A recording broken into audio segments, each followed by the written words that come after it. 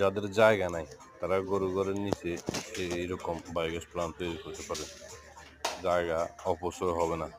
এই যে এখানে ভিডিওতে আপনারা দেখতেছেন সম্পূর্ণ প্লান্টটা, এই যে যে পাইপটা দেখা যাচ্ছে এই পাইপ দিয়ে গ্যাস বাইরে। এই দেখছেন গরু খামারটা আপনারা দেখতেছেন, অবশ্যই দেখতেছেন এই গরু খামারের নিচে আমাদের বায়োগ্যাস প্লান্ট। তাহলে আপনাদের অতিরিক্ত জায়গা লাগতেছে না। যাদের জায়গা নাই তারা গরু ঘরের নিচে করতে পারে। এই যে দেখতেছেন এখান দিয়ে আমাদের সেই গ্যাসটা উঠবে, এই গ্যাসটা উঠে আপনার রান্নাঘরে চলে যাবে। আপনি যেখানে নিতে চান নিতে পারবেন।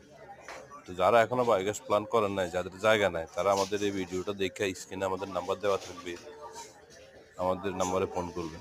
এই যে এখানে গোবর সোনা দেওয়া হয়,